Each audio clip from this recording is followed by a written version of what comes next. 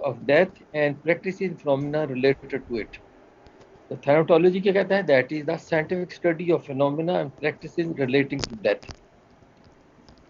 अच्छा, ये थैनाटॉइड के साथ ही ये वाली कुछ चीज़ें हैं। ये अगर जैसे हमने वो फ्रिंजिक का देखा, मैंने आपको बताया था, फ्रिंजिक एंटोमोलॉजी है, फ्रिंजिक बायोकेमिस्ट्री है, फ्रिंजिक की वो बेशुमार ब्रांच है, फ्रिंजिक आर्कियोलॉजी है, फ्रिंजिक कि वो जो आग लग जाए उसकी स्टडी जो है उसके मतलब जो है। अब ये तो आजकल फ्रेंजिक ऑडिटिंग है, फ्रेंजिक अकाउंटिंग है। इस तरह थेनाटॉइड जो है, थेनाटॉस, इससे भी उसको बनाए उन्होंने वर्ड थेनाटॉइड, रिसेंबलिंग डेथ। जो चीज़ डेथ के मुबाशिर मिलती जुलती है, थेनाटॉइड कहते हैं। थेनाटिज्म, स्टडी ऑफ डेथ ऑफ और द डेड। थेनाटोमेनिया, अब मेनिया जब वर्ड आता है, दैट इज, जहाँ भी आप देखोगे, आप अपनी फ्यूचर लाइफ में भी, mania that is a term which is related to psychiatric, यानी मेंटल हेल्थ के मतलब जो चीजें होती हैं उनमें से एक, one of them that is this thanato, this word mania. जैसे आप पढ़ोगे एंजाइटी, न्यूरोसिस, ऑब्सेशन, इस तरह मेनिया होता है। एंड ऑब्सेशन विद डेथ, देखो कहते हैं नेक्रोमेनिया। नेक्रो मीन्स भी वो होता है, डेथ के मतलब होता है। थेनेटोफोबिया, फोबिया भी वो ये जो साइकेट्रिक टर्म है, फोबिया किसी किस्म के फियर को कहते हैं। तो थेनेटोफोबिया, थेनेटोप्सिस, ये आप देखो इस सर्वे और मेडिटेशन अपॉन द डेथ, यानी ये वाली रिलेटिंग टर्म्स हैं। अब मैं आपको जब फायर इंजरी पढ़ाऊंगा उसमें भी आए थे, फायर एक्सपर्ट है, फायर, उसके भी रिलेटेड बहुत सी टर्म्स होती हैं। तो उसके फायर आर्म होता है, तो असल आर्थिंग जिसको हम कहते हैं। तो लास्ट, ये जो, ये हम, I am going to skip these things, life and death. तो मैंने आपको बताया था, this is just revision of previous class. अगली क्लास हम शुरू करते हैं विद इन मिनट्स। तो उसको कहते हैं डेथ से पहले लाइफ एंड डेथ, ये दो रिलेटिंग है। जो चीज लाइफ हो उसकी डेथ होती है। तो लाइफ क्या है? That is tripod of life, यानी कि मिनिमम जो चीजें जो हैं। वैसे आप देखो, लिविंग बीइंग को देखो, आप अपने आप को देखो कि आपका जो कौन कौन से सिस्टम आप में काम कर रहे हैं। कार्डियोवास्कुलर सिस्टम काम कर रहा है, रेस्पिरेटरी सिस्टम काम कर रहा है, सेंट्रल नर्वस सिस्टम काम कर रहा है। और अज़किया महमूद बेटा बताओ और कौन कौन से सिस्टम है? अज़किया, रेस्पिरेटरी सिस्टम्स होते हैं, उसके अलावा हाँ, हमारा नहीं नहीं, सीएस। रेस्पिरेट नहीं, वो तो तीन सिस्टम मैंने आपको वो गिनवा दिए हैं। Cardiovascular system, respiratory system, central nervous system, और डाइजेस्टिव सिस्टम होता है।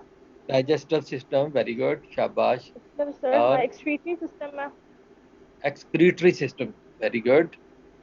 मस्कुलोस्केलेटल सिस्टम है, उसको फिर जेनिटो यूरिनरी सिस्टम कहते हैं, वो है। एक्सक्रीटरी सिस्टम का जो एक्सक्रीटरी सिस्टम और सेक्सुअल सिस्टम, दो ऑर्गन को मिला के कहते हैं जेनिटो यूरिनरी। और फिर इसके बाद ये जो हमारा एक ग्लैंड का सिस्टम है, एंडोक्राइन। एंडोक्राइन जो है, वो भी एक सिस्टम है। उसमें मुख्तलिफ जो हम स्टडी करते हैं डिफरेंट टाइप्स ऑफ ग्लैंड्स। कौन कौन से ग्लैंड्स हैं? मेजर कौन कौन से ग्लैंड है? पिट्यूटरी ग्लैंड है, फिर थायराइड।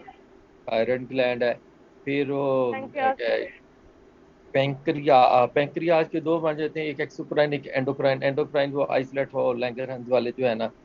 फिर वो जो रिलेटेड टू किडनी, वो क्या कहते हैं उसको, किडनी के एड्रीनल। ऊपर जो एड्रिनल ग्लैंड, वेरी गुड। उसके दो बनते हैं, एड्रिनल मेडुला और एड्रिनल कॉर्टेक्स।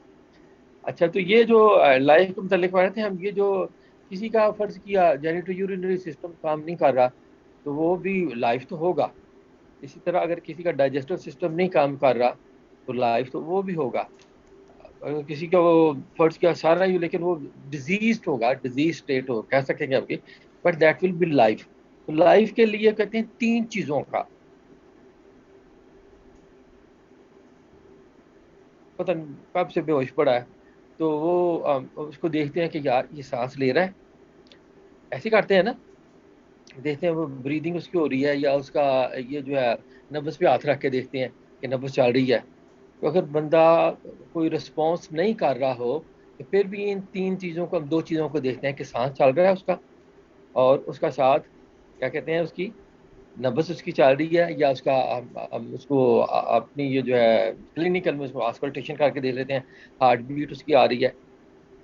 अगर वो हार्ट बीट आ रही है तो फिर उसको हम देखते हैं कि ये बंदा रिस्पॉन्स कर रहा है। रिस्पॉन्स करने के अब तरीके हैं जो है सेंट्रल नर्वस सिस्टम के।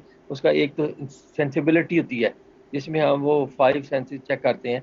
5 में से बेसिक 3 होती हैं, जो है पेन को रिस्पॉन्ड कर रहा है, टच को रिस्पॉन्स कर रहा है, हीट को रिस्पॉन्स कर रहा है। ये रिस्पॉन्स होता है, that is in the form of withdrawal. Withdraw करता है, उसमें मूवमेंट आ जाती है। फिर उसके साथ हम रिफ्लेक्सेस देखते हैं उसके। तो ये हम आगे देखते हैं थोड़ा सा आगे जाके। तो ये जो 3 सिस्टम है, life is the integrated function of 3 vital system of the body.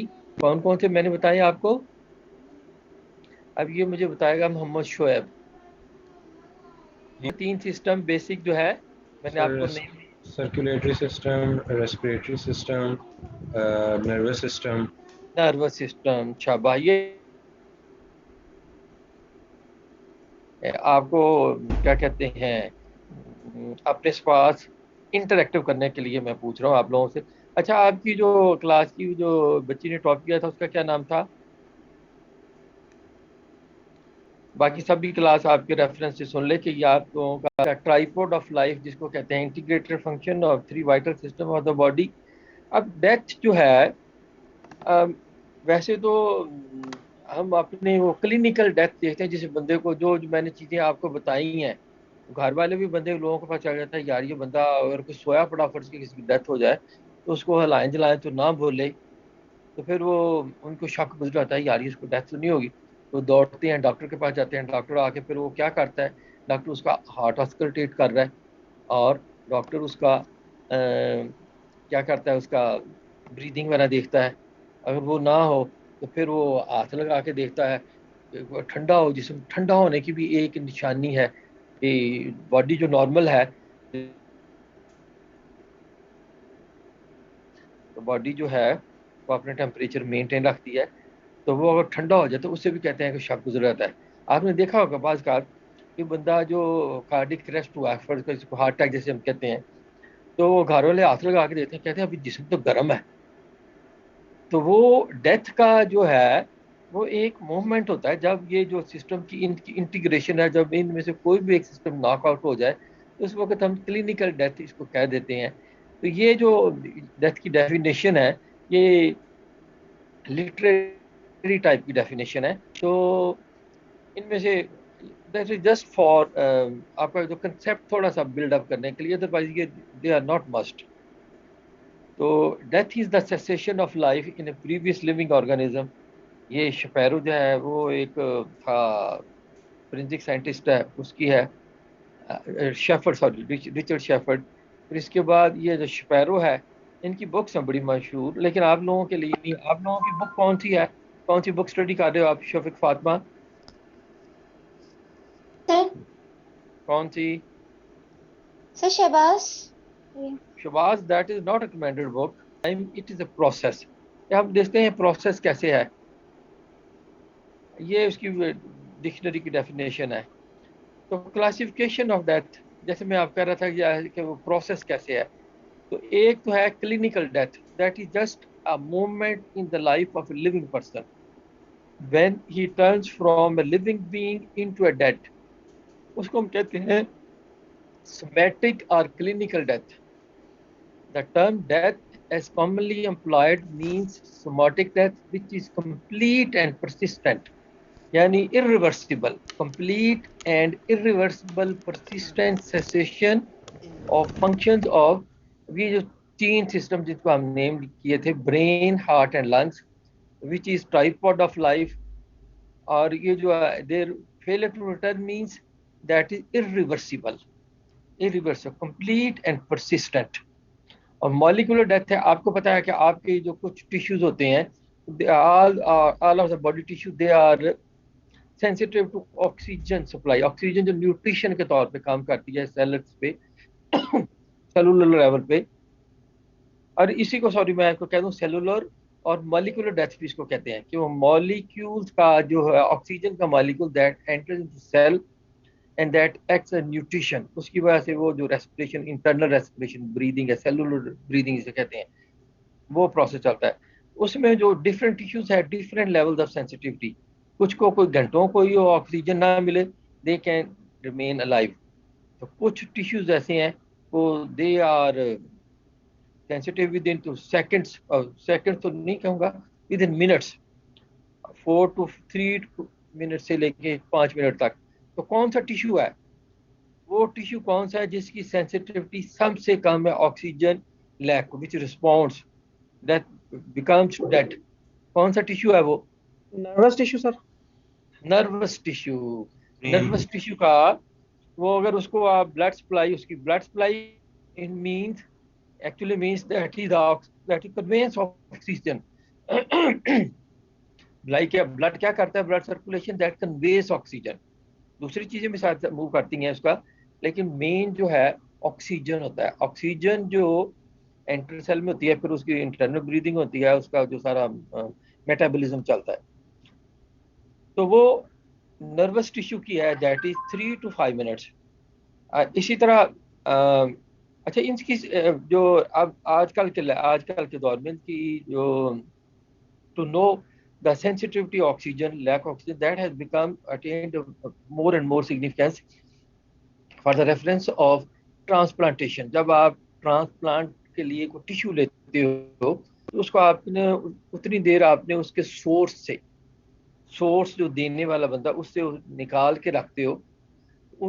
उस जब उसकी सेंसिटिविटी का लेवल खत्म हो जाए उससे पहले पहले you have to transplant, you have to resume or reinstate its blood supply. Otherwise अगर आपने वो टिश्यू फिर बाद में लगाया तो उसका कोई फायदा नहीं है। तो ये जो है नर्वस सिस्टम उसकी 3 to 5 मिनट्स है। मसल जो है बॉडी मसल उनका कितना, एनीबॉडी? सर उनका आवर्स के अंदर होता है। आवर्स, वेरी गुड, शाबाश। ये जो एक बुक है पारीख की, वो that says that 3 to 4 hours. और जो हमारे प्रोफेसर साहब हैं, जो हम सबके उस्ताद हैं, प्रोफेसर नसीब अरवान, जैसे NRA आप कहते हो, आप लोग कहते हो, उन्होंने 6 आवर्स लिखा हुआ है। अब मुख्तलिफ टिश्यू के उसके एक्टिविटी के लेवल पर डिपेंड हो सकता है किसका एक्टिविटी लेवल कितना था। तो जिसका एक्टिविटी पहले ज़्यादा रही होगी उसमें ऑक्सीजन की मकदार उतनी ज़्यादा कम होगी तो उसके लिए उसकी ज़्यादा सेंसिटिविटी होगी। फिर इसी तरह लिवर है, वो विद इन मिनट्स है, उसकी जो है हाफ आवर से लेके 1 घंटा तक। पेंक्रियाज है, आजकल इन सब के आपको पता है ना ट्रांसप्लांट हो रहे हैं, लिवर ट्रांसप्लांट होता है। इस तरह आपका ये जो है पेंक्रियाज का ट्रांसप्लांट होता है, हार्ट ट्रांसप्लांट होता है, you know, cardiac transplant. Mohammad Shoaib, आप सब बच्चों को पता है कार्डिक ट्रांसप्लांट, आजकल का दिल का भी ट्रांसप्लांट लग जाता है, इसका कॉर्नियल ट्रांसप्लांट। तो वो कॉर्निया जब कहते हैं आंख तब्दील कर दी उन्होंने, मरे बंदे की आंख, वो actually that is just replacement transplant of cornea. अच्छा, तो ये एक डेथ की आपने 2 टाइप देख ली, one is somatic death, the other is molecular death. Somatic death that is just clinical death, कि वो irreversible cessation of tripod of life, उनमें से किसी एक का भी, एनी वन ऑफ देम। लेकिन आज जब आपको आगे पढ़ाता हूँ, जब ये कॉन्सेप्ट आ गया है कि हार्ट ट्रांसप्लांट का, ये जो थोड़ी सी जो है ना, लेकिन अब हार्ट का एक परसिस्टेंट कर जाए तो उसके लिए फिर जब वो ब्रेन का भी वो इमीडिएट रिस्पॉन्स करता है। अगर कार्डिक ट्रांस इस तरह की होगा, कार्डिक अरेस्ट हुआ, कार्डिक सिस्टोली हो गई है, तो आगे हम देखते हैं एनी हाउ। तो इनमें से इसको कहते हैं, फर्स्ट को सोमैटिक और क्लिनिकल डेथ और सिस्टेमिक डेथ, और ये जो आम डेथ है जो हमारा कोलोकियल डेथ कहते हैं, और दूसरे मॉलिक्यूलर और सेलुलर ऑर्गेनिक डेथ।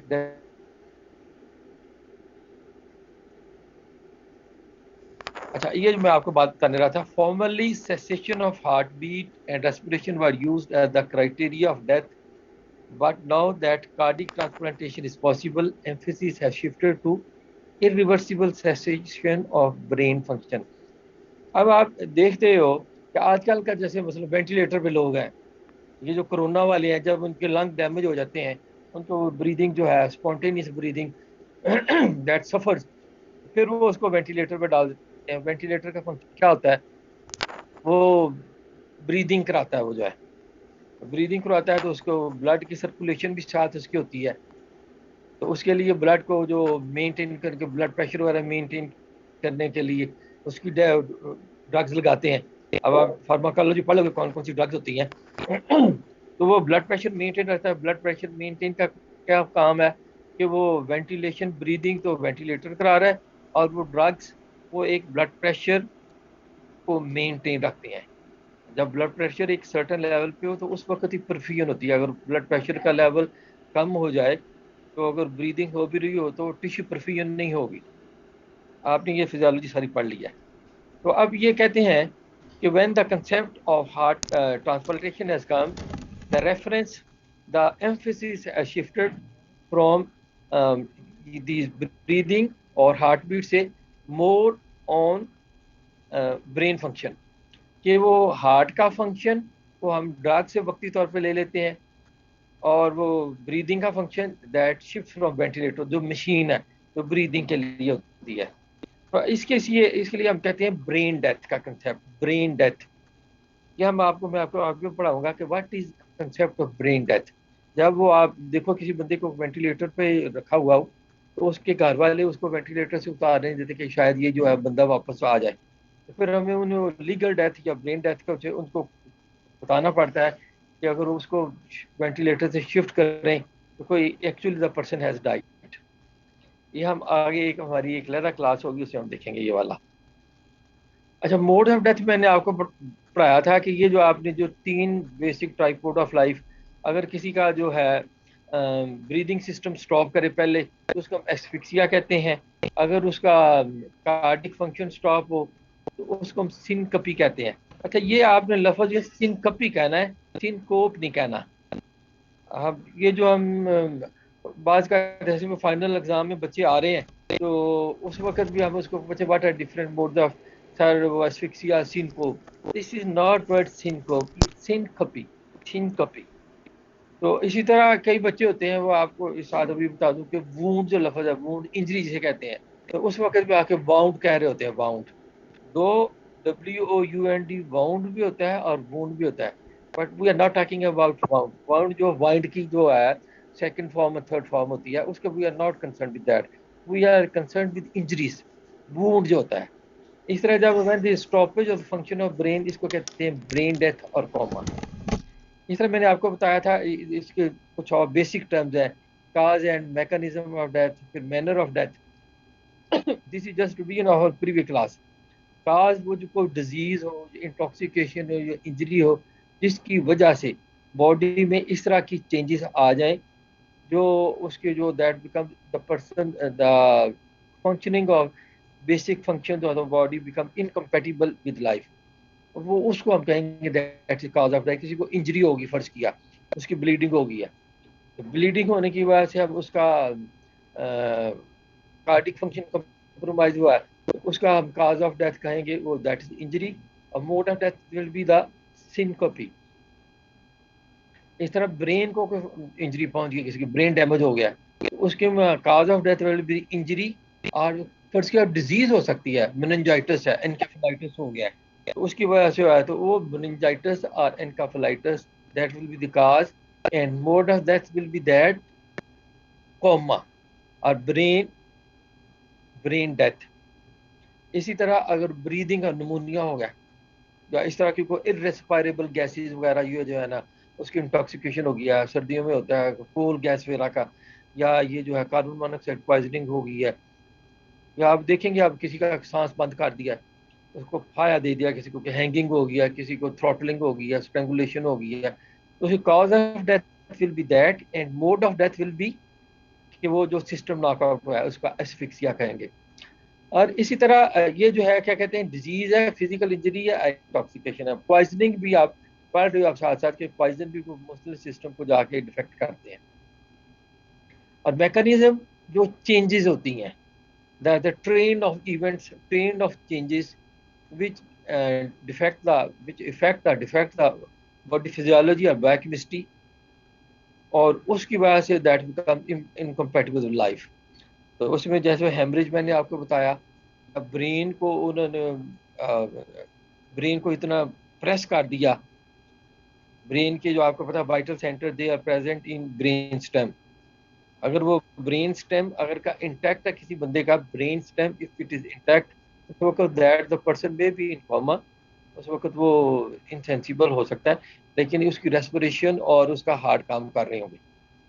तो ब्रेन का जब we talk, we basically in the reference to death, we talk of this brain vital center of respiration, vital center of heart, उसमें they are located in brain stem. और इसी तरह उसकी जो biochemistry brain की change, उसकी body की change हो गई है। वो आपको पता है 7.4 है हमारी जो है पीएच। अगर इससे ज़्यादा हो जाएगा तो अल्कलोसिस हो जाएगी, फिर वो बॉडी काम नहीं करेगा। इससे कम हो जाएगी तो एसिडोसिस होगी, फिर भी काम नहीं करेगा। इस तरह एसिस्टोलिया सर्डिन कार्डिक अरेस्ट हो गया। अच्छा, एक बार मैंने आपको टर्म बताई थी मैनर, द स्टाइल और वे इन विच दी सिस्टम्स आर नॉकड आउट।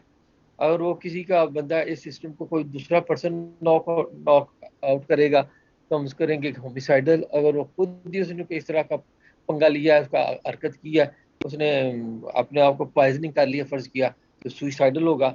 और एक्सीडेंटल हुआ है किसी का, नहीं तो इसको एक्सीडेंटल कहते हैं। और इसको कहेंगे बेसिकल तौर पे manner that will B of two types, natural that is disease वगैरह सी वजह से कोई होगा उसको नेचुरल कहेंगे। तो अगर वो अदर देन डिजीज वगैरह है, नेचुरल नहीं है, अननेचुरल है, फिर वो तीन चीजें हो सकती हैं। One of them is that is this suicidal, homicidal और एक्सीडेंटल। और बाज का अगर आपको बच्चा को अच्छा नंबर लेना चाह रहा है तो उसके लिए एक आपको बताता हूँ, ये एग्जीबिशनल होता है। एग्जीबिशनल, ये जो वन व्हीलिंग वाले होते हैं, वन व्हीलिंग वाले जो इस तरह के, या कोई जो बंदा एग्जीबिशन का अपना ये जो है मौत के कुएं में मोटरसाइकिल वगैरह चलाते हैं, तो वो उसका वो सुइसाइड भी नहीं कह सकते, एक्सीडेंटल भी नहीं कह सकते, हम होमिसाइडल भी नहीं। उसके लिए the term device that is exhibitional that will not be in some book. या मैंने अब एक बुजुर्ग से सुना थी दिस टर्म। तो ये if someone likes to remember it, तो ये दिस इज द टर्म। अच्छा, और साइंस ऑफ डेथ, इनमें से जो है science of death that divided in three groups. One is immediate, the other is early, and the other one is late. यानी death has taken place, death का जो movement है क्लिनिकल डेथ का, that has set in. उसके बाद जो उसकी जो डेथ के साइन है उसको हम तीन ग्रुप्स में कर लेते हैं। एक तो कहते हैं immediate those which constitute the what is called as clinical death. तो क्लिनिकल डेथ आपको, जैसे मैंने आपको बताया कि तीन सिस्टम आपके बेसिक है। तो वो अगर उसका जो भी इसका सिस्टम पहले खत्म होगा, नॉकडाउन होगा, सेसेशन जिसकी होगी, उसके साइंस पहले होंगे। अगर वो किसी का cardiovascular system that is compromise, knockdown हुआ है, तो उसके लिए वो हार्ट बीट खत्म हो जाएगी। उसकी there will be no heart beat. हम आपके पल्स पे हाथ लगा के देखोगे, कोई नहीं, all pulse is radial pulse. और उसका ये जो है क्या कहते हैं, कैरोटिड पल्स। और इसी तरह फिर वो उसको आप उसका ऑस्कल्टेट करके देखते हो, आप उसका ब्लड प्रेशर चेक करके देखते हो। तो these are the system which are called as immediate, this are related to this heart.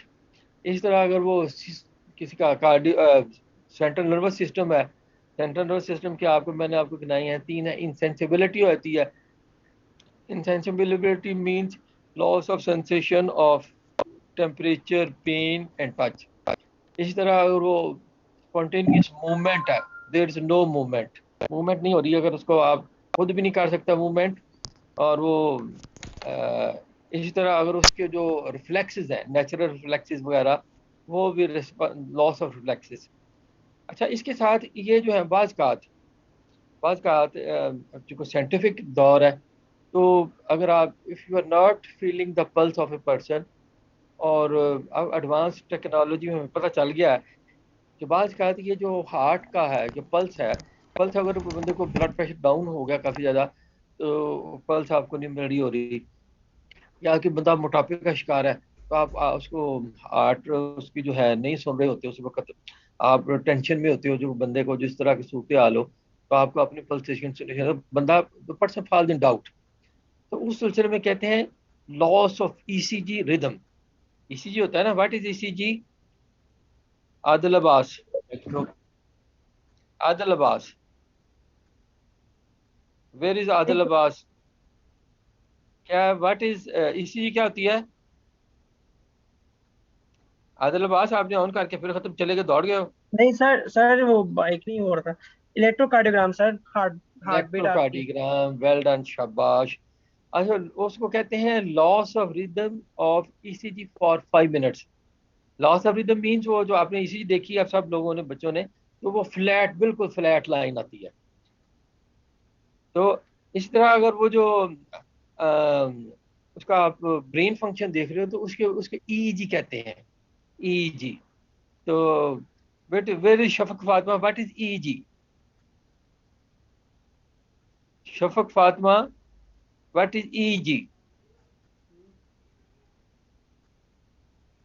सो गई है, नाश्ता करने चली गई है? Where is Shafaq Fatima? जी सर। ईईजी क्या होती है? What is EEG? EEG, that is related to brain. Electroencephalography है ना, ईईजी। इलेक्ट्रोएन्केफेलोग्राम, जी जी, इलेक्ट्रोएंसेफेलोग्राफी। इलेक्ट्रोएन्केफेलोग्राम, जब वो उसको रिकॉर्ड कहते हैं उसको हम ग्राम कहते हैं। जब उसको रिकॉर्डिंग करने की मशीन को ग्राफ, और उस प्रोसेस को ग्राफी कहते हैं। ठीक है। तो ये जो अगर brain of rhythm of easy for continuous 5 minutes, 5 minutes की उसकी स्ट्रिप लेते हैं। अगर 5 मिनट्स में कोई एक्टिविटी नहीं आ रही, तो we can declare the person as dead. इसी तरह अगर वो आपका उसका उसका ब्रीदिंग का सिस्टम अफेक्ट हुआ है, ब्रीदिंग का सिस्टम हो सकता है फर्स्ट ऑफ ऑल, फर्स्ट की आपको स्ट्रेंगुलेशन किसी ने कर दी है, किसी को, या थ्रॉटलिंग कर दी है, या वो किसी को बोझ के नीचे तले आ गया है, या वो डूब गया बंदा। डूबने की वजह से भी उसको एस्फिक्सियल डेथ हम कहते हैं, उसका ड्राउनिंग आप पढ़ोगे इसको। तो उसमें वो जो there is no breathing movements, breathing movements हमें पता चलता है। अब इसमें शफक में शफक कहता हूँ, ये जो है शबाज वगैरह, इनमें देखोगे एक मिरर टेस्ट है, वो इस तरह के नाम के दैट आर ऑब्सोलीट।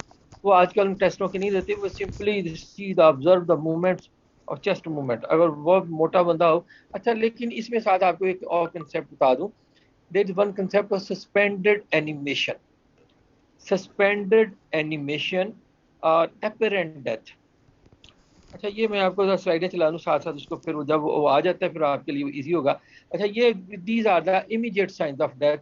ये जो जो भी सिस्टम, उसका वाइटल सिस्टम, जो जो पहले नॉकडाउन होगा, सेसेशन होगी, जिसकी चीज करेगा, उसके सिस्टम साइंस पहले आएंगे। तो पहले का मतलब ये नहीं कि वो घंटा पहले आएंगे। उनकी जो अपीयरेंस में जो सीक्वेंस है पहले, उसके साथ साथ ये सारे ये आपस में इंटरकनेक्टेड है, इंटीग्रेटेड है। तो ये जो these are called immediate, early, early sign, जो जो विच टेक प्लेस इमीडिएट के बाद 12 से 24 घंटे में जो साइन अपीयर होते हैं, 12 से 24 घंटे के दौरान। ये 12 घंटे के बाद नहीं है। This is not I am saying after 12 और 24 आवर, विद दिन, यानी कि डेथ के साथ ही शुरू हो जाते हैं। इमीडिएट जो होंगे वो तो जो डेथ की, जो हम क्लिनिकल हम कहते हैं, शुरू करते हैं, या उसका कार्डिक अरेस्ट करते हैं, जब शुरू होगा उससे लेके 12 से 24 घंटे तक जो भी साइन पीर होते हैं, they are called as early science. इसमें जो cooling, cooling of the body, जो हम आमतौर पे लोग कहते हैं यार ये जिस्म तो उसका गर्म है, तो वो दैट टेक्स प्लेस कूलिंग इन 12 घंटे तक में प्रोसेस पूरा होता है, विद इन 12 to 24 आवर। इस तरह अब आप देखोगे कि बाद आप देखोगे दैट बिकम ओपेक, और आंखें उसकी दे सिंक। ये हम देखते हैं अब आगे, आगे ये जो eye changes, this is called eye changes, skin changes, skin में उसकी डिस्कलरेशन वगैरह हो जाती है। फिर उसके बाद ये जो एक बॉडी का एक कालब है, ये जो that is composed of millions and trillions of these molecules, or those molecules they are made up of जो 4-5 जो बेसिक एलिमेंट्स हैं। कौन कौन से होते हैं बेसिक एलिमेंट्स? एलिमेंट्स जो अनासर जिसे कहते हैं, एलिमेंट्स, केमिस्ट्री के अनासर कौन कौन से होते हैं जिनसे बॉडी बनी होती है? जी मोहम्मद शोएब। सर वाटर, नहीं नहीं बेटा, वाटर, वाटर वो दो चीजों से बना हुआ है, कौन कौन सी? सर टिश्यू वगैरह sir, organ. Hydrogen, oxygen. Oxygen कहते हैं हमारी, आपकी बॉडी, मेरी बॉडी, अब सब की जो है, बल्कि ये जो कायनात सारी है वो जो जिन जिन अनासर से बनी है, कार्बन सबसे ज्यादा है, नाइट्रोजन, कार्बन, हाइड्रोजन, ऑक्सीजन। तो हम ये इन्हीं अनासर से मिलके वो एलिमेंट्स बनते हैं, मॉलिक्यूल्स, और ये मॉलिक्यूल्स मिलके सेल बनाते हैं, और सेल मिलके वो जो सिस्टम बनाते हैं, और सिस्टम मिलके एक लाइफ होती है, ह्यूमन बीइंग कह लो या जो भी लिविंग थिंग है। तो with in the next after 24 hours the body decompose. वो पहले जो है, वो जो ये हमें एक ठोस शक्ल नजर आ रही है, that turns into liquids and gases, liquid and gases, and later on due to the, अब ये भी सारा काम जो है कौन कर रहा है, या आपको अल्लाह ताला ने एक मशीनें रखी हैं, ये जो कायनात में ये जो बैक्टीरिया वगैरह हैं, बैक्टीरिया फंजाई हैं, ये उनका काम है। और अल्लाह ताला ने हमारे अंदर एक और मशीन भी रखी है जो लाइसोजाइम कहते हैं, वो जो एंजाइम्स हैं जो ब्रेक डाउन का काम करते हैं। Basically they are meant for the breakdown of bacteria and other microbes which happen to enter the body। लेकिन आफ्टर डेथ फिर जब वो इनकी जो ऑक्सीजन नहीं मिलती तो इनकी अपनी ब्रेक डाउन शुरू होती है, तो when there is liberation of these enzymes they act upon the body itself, फिर उसको जो उसी को तोड़ना फोड़ना शुरू कर देते हैं। तो ये जो चेंज होगी, this is called as late change which takes place after 24 hour. इसकी आगे स्टेप्स हैं मुख्तलिफ, या इसकी मॉडिफिकेशन होती है, जिसको हम प्यूट्रिफेक्शन और डिकम्पोजिशन कहते हैं।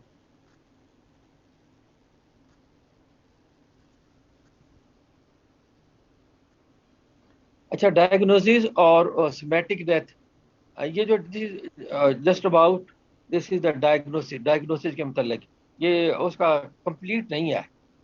This is first of all diagnosis कहते हैं, आप देख रहे हैं जब डॉक्टर को देखता है किसी को, जब उसको शक पड़ जाए तो उसकी आंखों में वो टॉर्च मार के देखता है। टॉर्च मार के क्या होता है, he is checking a reflex, एक रिफ्लेक्स को चेक कर रहा है, which is called a light reflex. Light reflex क्या होता है, when the light is thrown into the eyes of the person there is constriction of pupil. तो अगर वो उसको ना रिस्पॉन्ड कर रहा हो, लाइट को ना करे, तो और वो लेकिन बात का आप आगे देखोगे तो बात का ये जो व्हेन देयर इज ओवरडोजेज, ये जो हिप्नोटिक्स और ये जो दूसरे हैं सिडेटिव्स, इनकी ओवरडोजेज हो जाए तो ये भी ब्रेन को अफेक्ट करती हैं। तो उस वक्त भी वो उनका जो रिस्पांस कम हो जाता है, बंदा अप्रिशिएट नहीं कर सकता। तो ये this is called bilateral dilatation and fixation of the pupils. वो एक आप ब्रेन फंक्शन को चेक कर रहे हो, यू आर चेकिंग ब्रेन, क्योंकि ब्रेन स्टेम को जाता है ये वाला, इसका जो रिफ्लेक्स का पाथवे बनता है। तो diagnosis of somatic death, clinical death, और दूसरा कौन सा था, सिस्टेमिक डेथ। तो bilateral dilatation and fixation of pupils, absence of all other reflexes. Other reflexes corneal reflex है, और वो ऑक्यूलोकोक्लियर रिफ्लेक्स है, और ये जो हम दूसरे जो रिफ्लेक्सेस ट्राइसेप्स और नी जॉइंट, नी जर्क वगैरह, ये जो है this is absence of all other reflexes. Reflexes को चेक करके और लाइट रिफ्लेक्स चेक करके you are checking its brain function. Cessation of respiration without mechanical assistance. आप मैकेनिकल असिस्टेंस या वेंटिलेटर या आप एम्बू बैग के साथ उसको डाल के आप आर्टिफिशियल कर रहे हो, वो नहीं है। सेसेशन और रेस्पिरेशन को कहते हैं spontaneous respiration that is lost. Cessation और स्पॉन्टेनियस कार्डिक फंक्शन, यानी वो कार्डिक फंक्शन नहीं हो रहा, यानी कि आप उसका ईसीजी, आपको साइंटिफिकली ईसीजी इज फ्लैट, आप उसकी पल्सेशन नहीं आपको आ रही हो, अगर आप क्लिनिकल देख रहे हो तो इसको हम कहेंगे this is the diagnosis of somatic death. इनमें ये जो है अब आप आगे जाके देखो, इनमें वन इज एसेंशियल क्राइटेरिया, इसको कहते हैं एसेंशियल क्राइटेरिया। वो जो loss of all reflexes, that is essential criteria, that is essential criteria. अब आप जब आपको आगे पढ़ाऊंगा ब्रेन फंक्शन में, तो उसमें हम देखेंगे इनको एसेंशियल और एडिशनल क्राइटेरिया। इसको इस तरह भी देख लेते हैं जाके आगे। अच्छा, ये जो मैंने आपको बात बताई एक कि बाज का सम टाइम एक अपेरेंट डेथ और टर्म बताई थी, अपेरेंट डेथ इसको और भी suspended animation, also called suspended animation. तो इसमें आपने देखा है कि ये जो when there is change of weather, ये जो मेंढक वगैरह होते हैं या ये लिजार्ड्स होते हैं, छिपकलियां वगैरह, वो आपको किसी कोने में या किसी ऐसी जगह पे जाके आपको अपने आप इस जगह पोजीशन में ले जाते हैं कि वो they can survive for days without food, food के बगैर वो रह सकते हैं। इस तरह आपने देखा होगा कि कोई योगी वगैरह या ये जो योगीज वगैरह होते हैं, वो आपने कब्र में ले गया, आपने उसमें 1 घंटा रखा या 2 घंटा। वैसे तो किसी बंदे को ऑक्सीजन ना मिले तो with in it he can expire with in minutes और विद इन आवर्स, और ऑक्सीजन के लैक हो जाए। तो वो इसको चीज को कहते हैं कि वो अपने आप को इस पोजीशन में ले गया that the person can survive, that the person can live but without any signs of life for days or minutes। ये जो जानवर हैं उनको अल्लाह ताला ने ज़्यादा सलाहियत दी है कि वो मेंढक जो होते हैं, वो आप देखते हो कि अचानक बारिश हुई है, कोई मेंढक नहीं था तो ज़मीन से हाइबरनेट हुए थे, वहाँ से निकल आए हैं तो ट्रा ट्रा करना शुरू कर दिया है। इस तरह मछलियाँ बाज का तो लोग होते हैं कि जो ड्राई हो गया था लेकिन वो उन्होंने हाइबरनेट कर लिया तो निकल आए। तो इसको कहते हैं, या कुछ ऐसे लाइफ की सिचुएशन बन जाती है तो द पर्सन वाज ड्राउनिंग में था, ड्राउनिंग प्रोसेस अभी वो ड्राउनिंग कंप्लीट नहीं हुई थी, तो इनकम्प्लीट ड्राउनिंग थी, द पर्सन वाज रेस्क्यूड। तो उसमें वो जो उसको उस वक्त तो उसको ब्रीदिंग नहीं हो रही थी या हार्ट नहीं फील हो रहा था, उसका आस्कल्टेट नहीं किया जा रहा था, बट उसको जो अगर CPR किया उसका, द पर्सन रेस्क्यूड और वो रिटर्न टू लाइफ। इस तरह ये जो एनेस्थीसिया का इफेक्ट था, उसमें जो हार्ट बीट भी उसको फील नहीं हो रही थी और ब्रीदिंग भी नहीं कर रहा था, लेकिन जब उसको रेस्क्यू किया, उसको CPR किया, उसको कार्डियोपल्मोनरी रेस्ट्रिक्शन किया तो हो गया। इस तरह हम देखते हैं इलेक्ट्रोक्यूशन, बिजली का झटका लगा तो उनमें विद इन मिनट्स जब उसको, अच्छा इसी तरह आप देखते हो अखबारों में खबर आती है, TV में आती है कि डॉक्टर ने डिक्लेयर कर दिया कि बंदा मर गया है। द पर्सन जब वो घर के लेके गया उसको विद इन, फिर वो मार गया तो विद इन मिनट्स ले गया घर, तो वो जाग गया, उसका बाजू मुंह कर गया। तो this is the situation which is called as apparent death or suspended animation, that the brain that the cardiac function and breathing, cardiac function and breathing, they are set at the minimum level which is compatible with life। कोमे में तो था बंदा, insensible हो गया वो जो उसको जो है, तो लेकिन उसके साथ वो जो ये जो सिस्टम है ये भी उसको फील नहीं हो रहे थे, किसको नहीं, जो एग्जामिनिंग बंदा है। तो इस situation is called, this situation called as suspended animation और apparent death, that these systems are set at the minimum level which is compatible with life।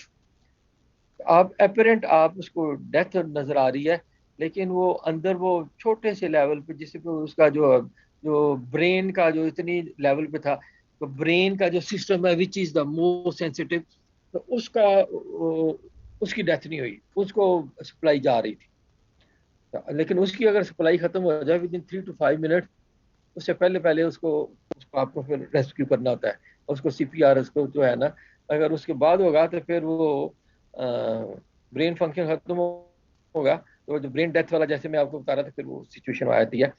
Also called as suspended animation occurs when vital process of body, that is heartbeat and breathing, are test to the minimum compatible with life, but they cannot be detected by routine method of clinical examination। और इसी से आपको पता चलेगा कि ये जो मैंने आपको बात बताई कि वो साइंटिफिक दौर है, तो loss of rhythm of ECG, loss of rhythm of ECG for 5 minutes, वो भी सिर्फ 1 मिनट के लिए नहीं, 5 मिनट के लिए उसकी रिदम खत्म, फ्लैट ECG आए, then that is called as death को हम उसका कार्डियोवास्कुलर सिस्टम कहेंगे, उसका हार्ट उसका ब्लॉक हो गया है, सेसेशन ऑफ फंक्शन हो गई है। तो अगर सिंपली अगर वो आपको नहीं मिल रहा तो there can be this situation, ये जो कंडीशन हो सकती है। कौन सी सिचुएशन हो सकती है अबू हुरैरा? एनिमेशन। अच्छा एक और बात सस्पेंडेड एनिमेशन। हाँ, और ये जो मैंने आपको टर्म्स आज बताई ना सारी, दीज ऑल, और क्या कि एससीक्यू भी है और एमसीक्यू भी है।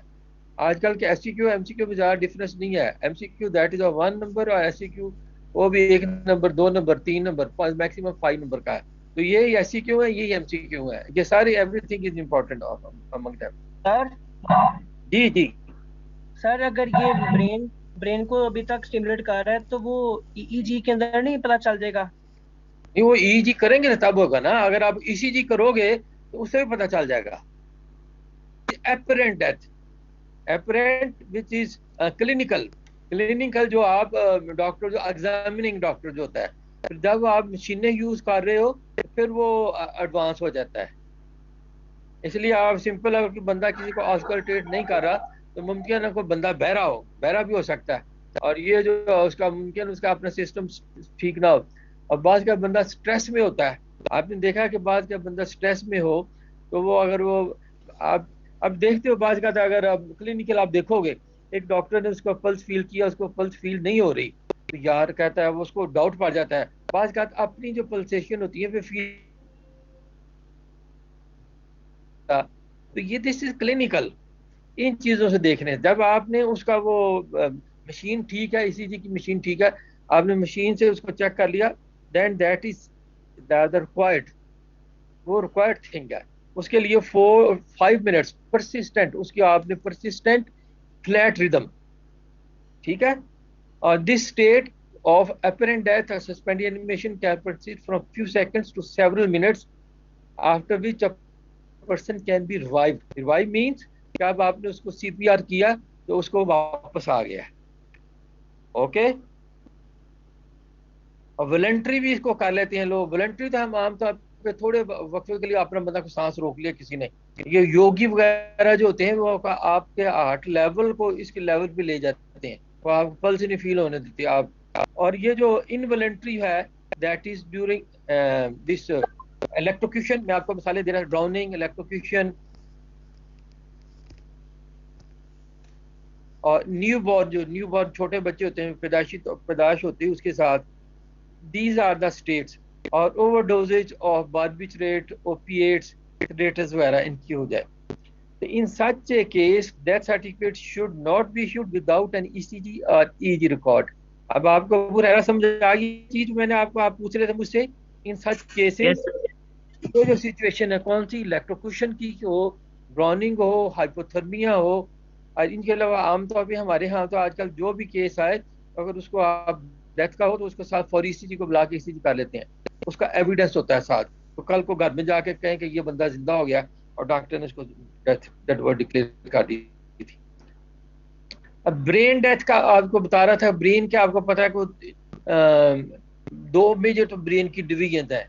एक तो कॉर्टिकल ब्रेन है which is meant with this, ये जो है आपकी जो है सेंसेशन, जो मेन सेंसेशन है, विजुअल सेंसेशन और लिसनिंग और टॉकिंग वगैरह। टॉकिंग का तो वो सेंसेशन नहीं है, दैट इज मोटर फंक्शन आता है उसमें। ये जो मोटर फंक्शन जो मेजर है, और higher mental function, they are the system which are located in cortex, cortex में है इसके। इसके बाद जो आपके जो वाइटल सेंटर है, they are located in brain stem. अब ब्रेन स्टेम में कौन कौन से पार्ट्स आ जाते हैं? Shafaq Fatima, what are the parts of brain stem? और इनमें ये जो वाइटल सेंटर जो दूसरे दो सिस्टमों को रेगुलेट करते हैं, और ब्रीदिंग का सेंटर होता है, यू नो। और इनकी जो अगर डेथ हो तो और सिस्टम, अगर कॉर्टिकल ब्रेन डेथ हुई है तो उसको उस स्टेट में the person will B live. ये जो पैरालिसिस वगैरह के होते हैं, उनमें जो पार्ट का जो है एक ये जो हेमिप्लीजिया वगैरह हो गया, उनका वो पार्ट उसका जो डेड हो चुका होता है एक्चुअली। अब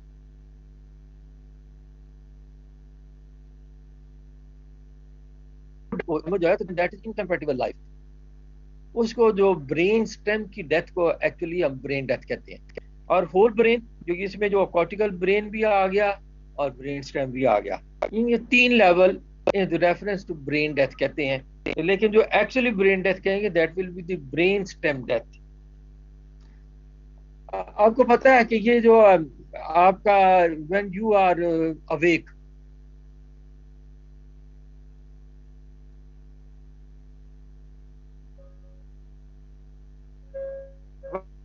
व्हाट इज सिस्टम ऑफ एक अलर्ट कैसे होता है sir reticular activating reticular activating system which is continuously responding to our sensory system. तो वो आपके ब्रेन को जो आपके जो हायर मेंटल फंक्शन है उनको रखता है, ऐसे ही होता है ना। लेकिन जब वो डैमेज हो जाए तो फिर वो लाइफ दैट इज रिवर्सिबल, वो that is passing through this brain stem, reticular activating system that is passing through three brain stem. और वो उसका अब डैमेज डिपेंड करेगा। अगर वो हायर मेंटल फंक्शन, वो जो simple higher mental located in the cortex, फिर उसको हम डेथ नहीं कहेंगे। The person will be in coma और उसके ये हायर मेंटल फंक्शन काम ही कर रहे होंगे, वो सोया ही होगा, उसको स्लीप की हम सिचुएशन कहेंगे। लेकिन जब साथ ये भी सिस्टम हार्ट, अगर वो हार्ट का सेंटर भी डिफेक्ट हो गया, उसको भी इंजरी होगी या उसको जो डिजीज होगी है, तो उसका भी हार्ट फंक्शन भी खत्म हो जाएगा। यानी जब ब्रेन स्टेम को डेथ होगी फिर उसका रेटिकुलर एक्टिव सिस्टम भी डिफेक्ट हो जाएगा, उसके हायर मेंटल फंक्शन और अलर्टनेस की कंडीशन भी खत्म, फिर उसके सारे रिफ्लेक्सेस भी खत्म, फिर उसके ये जो है breathing and cardiac regulatory function they are also gone. ठीक है, तो इसके लिए वो कहते हैं तो there are it is sure that life will not return even with continuous support, क्योंकि आपको पता है कि brain that cannot be transplanted। अभी तक टेक्नोलॉजी यहाँ तक नहीं आई कि अगर 3 मिनट के साथ या 4 मिनट के साथ किसी को बंदे को लॉस ऑफ ऑक्सीजन होगी या उसका ब्रेन की डेथ होगी है, that can not be revived. तो अभी टेक्नोलॉजी यहाँ तक नहीं आई, अगले दौर का पता कोई नहीं है। तो जब ये ब्रेन स्टेम को डेथ हो जाएगी, डैमेज हो जाएगा उसका, then we will be in state to call that brain death has taken place. कौन सी? ब्रेन स्टेम को। When brain death is accurately diagnosed, it is sure that life will not return even with continuous support। और इसके लिए आप इसको legal कहते हैं, डेथ का कंसेप्ट आया हुआ है। लीगल डेथ कौन सी होती है? अगर आपने वेंटिलेटर पे डाल के ब्रीदिंग आप दे रहे हो, तो आप उसको डोपामीन और इस तरह की ये जो एड्रेनालिन वाला ड्रग्स उसका ब्लड प्रेशर मेंटेन कर रही है, उसका हार्ट फंक्शन को भी सपोर्ट कर रही है। दे दे के आपका हार्ट नजर आ रहा है, आपको उसकी ईसीजी काम कर रही है और उसका ब्रीदिंग ही आप आर्टिफिशियल कर रहे हो। लेकिन ये जो सिस्टम में डिफेक्ट हो गए हैं, फिर वो उसको ब्रेन डेथ कहेंगे, फिर वो लाइफ विल नॉट रिवर्ट। आप उसको आर्टिफिशियली उसको देर तक मर्जी वेंटिलेटर पर डाल कर बैठे रहो, तो वो आप जो अस्पतालों के वो बिल बनते जाएंगे, लेकिन वो the person will not live, life will not return. तो इसके ब्रेन डेथ के लिए वो कहते हैं there are 2 sets of guidelines which is UK and US courts. So both acknowledge that brain death should be considered when this unanimous criteria is filled। वो कौन सा unanimous criteria? Patient is comatose and on ventilator। Coma का मतलब है उसका जो है insensibility है। Coma means insensibility and loss of reflexes। और वेंटिलेटर पे है, इस तरह की सिचुएशन है। The diagnostic cause of this coma is due to irreversible damage in structure. Brain structure को इस तरह का डैमेज हुआ है कि वो that is can not be revived, reverted नहीं किया जाता। आपको मैंने बताया ना कि रिवर्सिबल भी होता है, इलेक्ट्रोक्यूशन में वो रिवर्सिबल होता है, या ये जो हाइपोथर्मिया में वो रिवर्सिबल होता है कोमा वगैरह। इसी तरह ये जो है इलेक्ट्रोक्यूशन, ड्राउनिंग जो है, ड्राउनिंग में रिवर्सिबल होता है। इसी तरह ये जो न्यू बॉर्न बेबी होता है उसको हम उसको फौरी उसका CPR वगैरह कहते हैं, दैट इज रिवर्सिबल। ड्राउनिंग का रिवर्सिबल है, इलेक्ट्रोक्यूशन का रिवर्सिबल है। एनेस्थीसिया में जब उसका आपने सारा कुछ खराब उसको बंद किया था, दैट इज रिवर्सिबल। तो ये आप चीज़ों को, या ये जो है हिप्नोटिक्स वगैरह दिए हैं, ये आपने इसको दिए, जब हिप्नोटिक का इफेक्ट खत्म होगा तो this will be reversible. When you have ruled out these things, जो है कॉमन और उसको जो ब्रीदिंग का एक्सप्रेस किया जो, तो फिर वो कहेंगे कि that is brain death has taken place. Brain death has taken, patient is comatose and ventilator. The diagnostic cause of this coma that is irreversible damage and exclude, इसको एक्सक्लूड कर रहे हैं, जैसे रिवर्सिबल जैसे है हाइपोथर्मिया, ड्रग इंटॉक्सिकेशन, ये जो hypnotics वगैरह होते हैं, metabolic endocrine disturbances which also cause coma. तो complete of brain stem function has taken place. Brain stem आप फंक्शन उसको कैसे आप उसके रिफ्लेक्स वगैरह चेक करके करते हो। Brain stem reflex, pupil reflex, facial reflex, oculovestibular reflex, corneal reflex, ये सारे reflexes brain stem reflex they are lost. Patient apnoeic, आपको पता है कि एक सर्टेन लेवल पे जब जाके अब आप अपना सांस भी रोक के रखो तो एक सर्टेन लेवल पे जाके आपको खुद ड्राइव मिलती है। वो कार्बन डाइऑक्साइड का एक प्रेशर होता है, वो आपके जो ये जो ब्रेन स्टेम के इसका ब्रीदिंग सिस्टम को स्टिमुलेट करता है। तो patient apnoeic after disconnection from ventilator, जो उसका ड्राइव है, although arterial carbon dioxide tension is above 8 kPa। जब 8 kPa से अबव होगा या 8 kPa लेवल पे होगा तो ये खुद उसको ब्रेन स्टेम को स्टिमुलेट करता है अगर brain stem is functioning live है।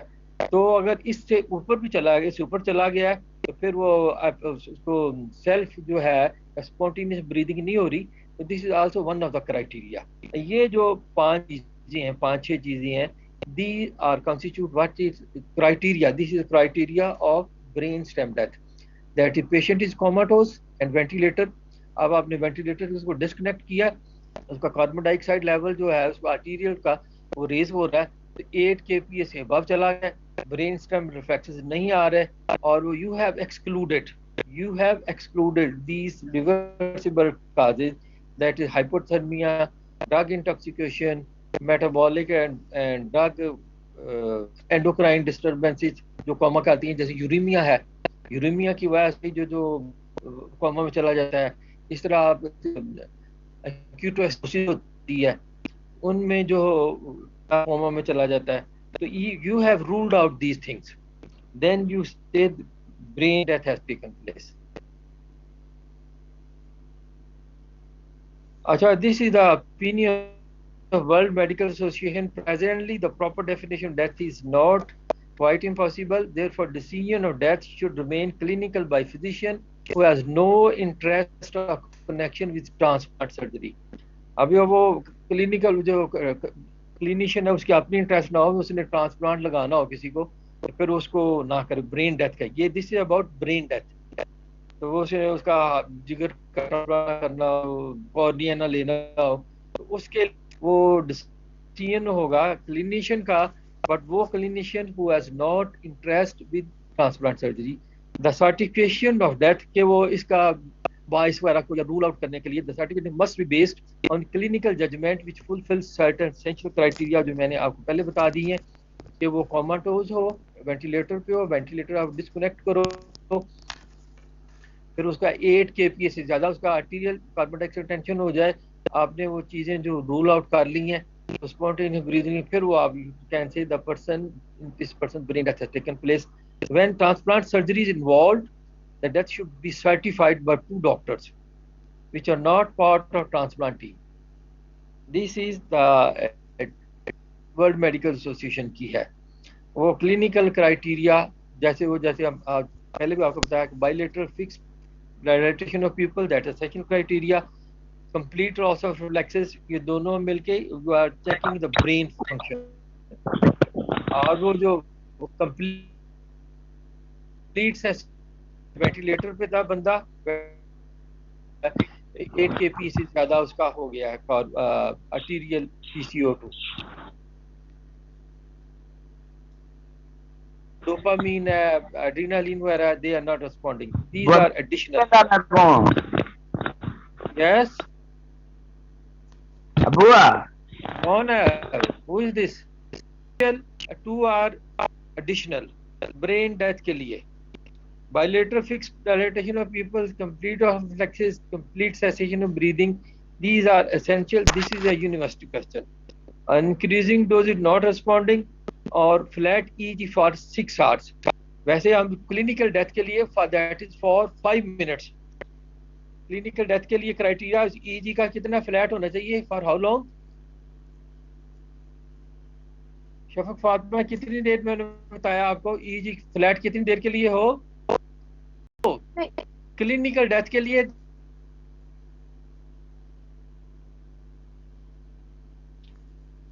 लेकिन आपने ये जो हो ब्रेन डेथ को, when there is need of cardiac transplant, the person is on ventilator पे हो, वेंटिलेटर हो तो बाकी जो उसके सिस्टम, आप उसको वेंटिलेटर पे ब्रीदिंग भी उसकी हो रही करवा रहे हो आप, उस सिलसिले में कहते हैं दैट इज, और वो ट्रांसप्लांट की जरूरत है, ट्रांसप्लांट उसका लेना हो तो उसको कहते हैं 6 hours, flat EEG for 6 hours.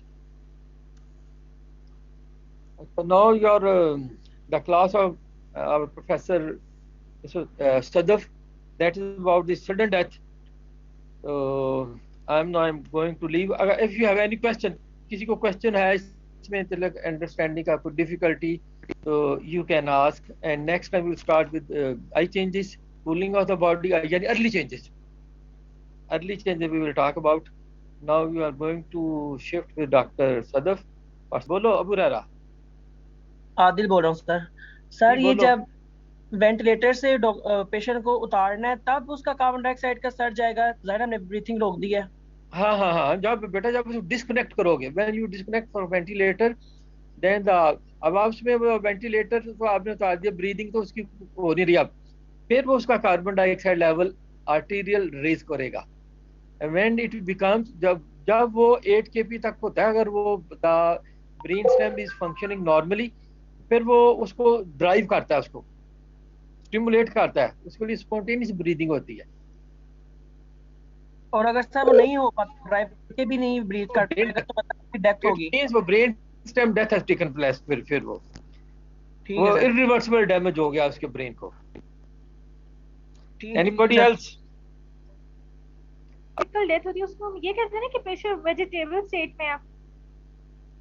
And this is बिल्कुल वेरी गुड, वेजिटेटिव स्टेट. उसमें वेजिटेटिव स्टेट हो, जैसे वो वेजिटेशन, जैसे वो लाइव है, दरख्त लाइव है, उनका मेटाबॉलिज्म हो रहा है, इस तरह वो उस पर्सन को वो कोमा में होगा, परसिस्टेंट कोमा, वो कोमा दैट कैन वॉक. मैंने एक बंदा ऐसा भी देखा 10 साल कोमा में रहा है.